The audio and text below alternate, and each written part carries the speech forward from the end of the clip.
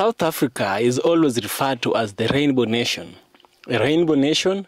Yes, it is referred to a Rainbow Nation because it is a land of various cultures, various races, and various ethnicities. We have the people of France, of Britain. We have the people of Holland, who are the Afrikaners. We have the Indians. We have the colored people. We have the Khoisan, we have the Bantus, and I also believe that we have the Nilotes. Everyone has a history of arriving into South Africa, but the original descendants, the original inhabitants of the nation of South Africa are the Khoisan, or the Hottentots, if you like. You know, the Indians came to build this, the railway road. The Afrikaners came as people who came to refresh themselves, and they decided to stay. A guest who would never leave after revisiting your house. The British came as missionaries, and they turned themselves into colonizers. The Africans were migrating, okay? Africans, Bantus were migrating all around.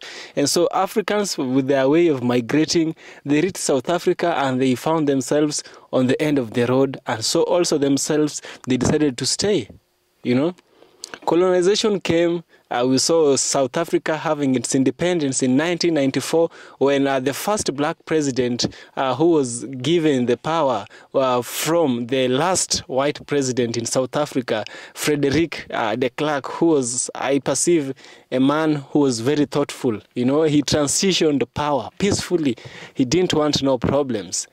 After he gave South Africa's Nelson Mandela took power, never wanted to be drunk by it like we see other African leaders. He left it to Thabo Mbeki. It continued up to now. We have Ramaphosa. But South Africa is having a problem. The problem South Africa is having is this. South Africa are quick to welcoming their people who are different from Africans. South Africa is a land of Africans. Even as the name suggests, it's just the southern part of the continent. But these brothers from the southern part of the continent, some people accuse them of not welcoming Africans, but welcoming non-Africans. So, you see, they say charity begins at home, you know? Charity begins at home. But why is it that we are having all these problems? In this video, there is a woman and there is a very popular show that you guys watch in South Africa. I want us to watch it, and then by the end of the video, I shall share with you my thoughts, where we shall also have a deep, critical analysis. Let's dive in. It said it is only in South Africa where when locals here want illegal, undocumented people gone, it's the only place on the African continent where it's called xenophobia. Because they were saying it happens in many countries. In Nigeria, they deport. Yeah, I see what you mean. In Ghana, they deport. In other places, they actually send buses. You shouldn't be here. Nowhere in the media, anywhere in the world is it called xenophobia, except for when it's here. Which almost means there's an agenda set somewhere by someone. South Africa is such a unique place in that regard. Eh? Yeah. Like, there's a lot of stuff that gets like thrown on us that's just like, I don't know, we kind of get boxed into this is an African country. Yeah. Because we're in Africa. We must be the most hospitable and the most liberal. Yes. You hear Zimbabweans. Those liberal values seem to be those the ones, you know, when those ones come in, yeah, shit gets a bit... It's always hypocritical because you get labeled xenophobic. When Zimbabweans, I was going to say, I've got friends that are Zimbabwean. When Zimbabweans tell you that what you're saying is wrong and inappropriate, and I'm like, where you come from, you're not allowed to go into Zim without documentation. You can't come fucking tell us that we must do the right thing. When you know where you come from, you guys don't allow Masimba. The NGO, house them. It's like, okay, lady, white lady from wherever, take them to your home. From Houghton. Yeah. No, I can't. I don't. Why me? I don't have the space. How dare you fucking My come mate's tell me? quarters is already occupied. Like, okay. I sat with the guy, Luanda Jafta from the People's Fund, and one of the topics we touched on, and it's something... South Africa is the most unequal country in the world. South Africa, unusual, I suppose, because it had traditionally a very, very, proportionally, much larger white population than many other kind of colonial imperial setups. So as recently as 1960, nearly 20% of the population of the country was white, about 67% was black. So it was, and I think, nearly 1 million white citizens and about 3 million black citizens in 1960. That's changed now. It's now much, much more dominated, and the white population has dropped down to about 300,000. But it was, of course, along with the horrible racism and inequality and exclusion, was a very powerful economy in Africa. Mm. And if we take the story back to 1990, even with sanctions, South Africa was level pegging in GDP per capita with Brazil, Mexico, Thailand, Malaysia, Turkey. It was one of those kind of economies at that size. Fast forward 30 years, it's gone from being 107% of average GDP per capita in the world to about 70%. And one way of illustrating that is that if you're Thailand or Malaysia since then, your economy has more than tripled in size. The South African economy has barely grown by 100%. It's a long way now behind those countries. Also, the last year, the World Bank identified South Africa as the most unequal country in the world. And I think the reason why the ANC is struggling is because the generation has grown up that doesn't necessarily feel the passion of the anti-apartheid story. 15 to 34-year-old age group, unemployment currently 44%. Which is probably an underestimate too, because they don't count people who just aren't looking for work. Yeah. I think there's an awful lot of the young black population who just don't feel there's been progress made in their lives. And so in a way, it might be the first quasi-normal election with the history not quite such a powerful factor.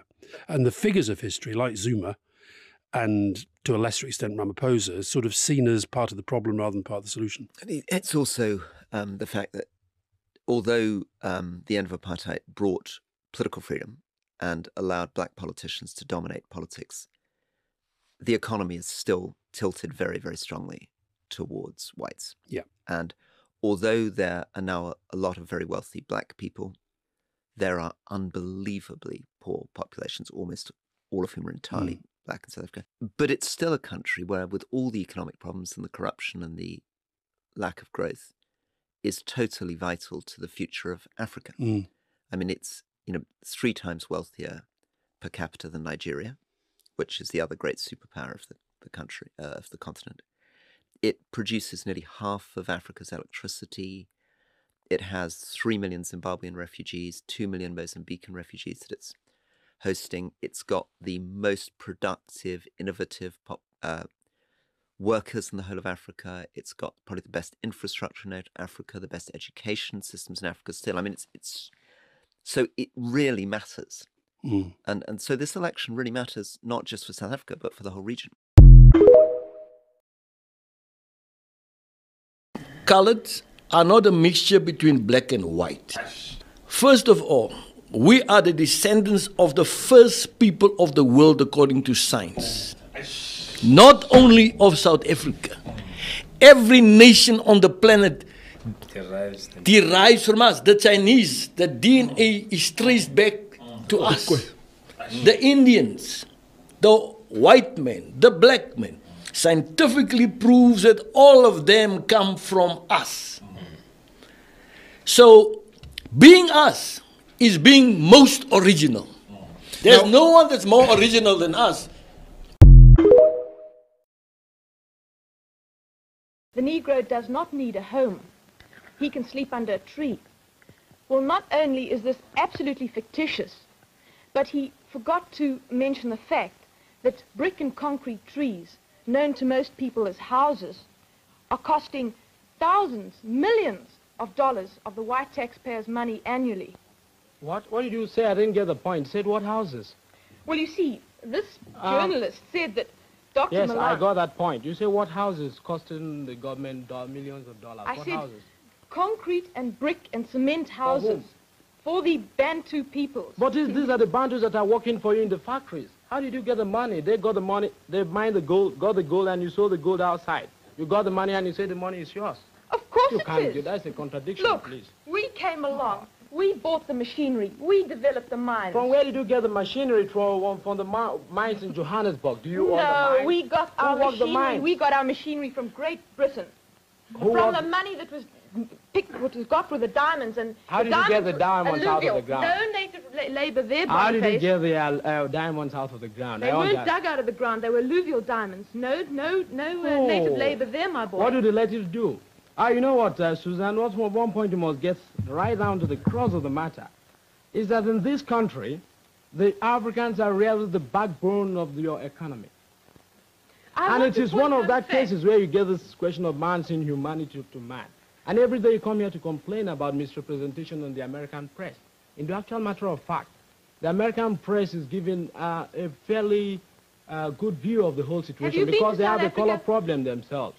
Have you been to South Africa? I wouldn't even pay a penny to go there. Well, then, how can you talk? How can you talk? Because I have the facts. People come in there, get every people, no means of living. How can I go there? I want a house, I want a home, I want position in society. Well, look, they're getting it. They're getting it. Now, my hope is that Africa will one day have peace. Africa will one day know peace as a whole unit, not as a singular country. Because from the words of the founding father of Pan-Africanism, Kwame Nkrumah, he said that Ghana having independence and any other African country not independent, Ghana is still not independent. Yes, he thought that Ghana was still under colonial rule if any other African country was still being colonized. That is a man who thinks wide. That is a man who knows the truth for what it is. Africans, we used to walk around. Africans, we used to step here, step there, cook the same food. And that's why in Kenya, we have some specific delicacies. If you go to Ghana, you find the same food. You go to Uganda, the same food. You go to Eswatini, you find the same food. You go to, where is this? South Africa. You go to Egypt. The same food. Okay, Egypts are kind of Arabs, and these people migrated from the north to Africa, but I'm speaking about the sub-Saharan Africa. We share a lot in common, so much in common. What does this tell us? We are one people. We should have the spirit of Ubuntu. We should have that. South Africans, I know there's so much loving, and you know, when you are so much traumatized by people whom they colonized you and they did so. In South Africa, colonization was different. There is no any country in Africa that has experienced apartheid. Only South Africa. Even if there was, not to the scale of South Africa. This thing was intense, guys. This thing was very intense, and you can just imagine the trauma it left on people. It was like a trauma center. South Africa was a trauma center for the black people.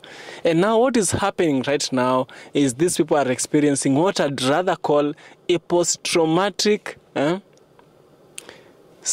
colonialism syndrome, PTCS, as Dr. Joyde Gray places it. She's the one who coined this post-traumatic slave syndrome, but now it's Africans didn't experience slavery, we experienced colonialism. Now it's a post-traumatic colonialism syndrome. That is what we might be experiencing subconsciously. And once we realize who we are, we won't see each other as enemies. We will see each other as people whom we should depend on one another and work for one another, not against one another. South Africa, Africa, and another country are one people. The languages we speak, these languages were brought by the colonizers. They were brought by the person who enslaved us. So don't judge your intelligence by saying I'm smart because I can speak my colonizer's language better than you. I think you're smart if you can speak your mother tongue better and fluently, and you can solve complex problems. Not because you can speak English better, French better, Spanish better, Portuguese, whichever European language. Put Africa first. Yes, mtupamila hujipoteza. That person who throws away their culture doesn't know anything about themselves, and he's an insult to the ancestors. Yep. So don't be quick to say, I know this, I'm closer to the white, my skin is brown, I'm closer to Mzungu. No. You might be suffering from post-colonialism syndrome. Yes. That's the truth, and I know this truth is gonna hurt so very many guys, but kindly subscribe to the channel despite all these. Subscribe.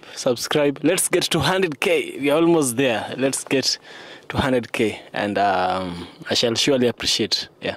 See you in the next one, my people.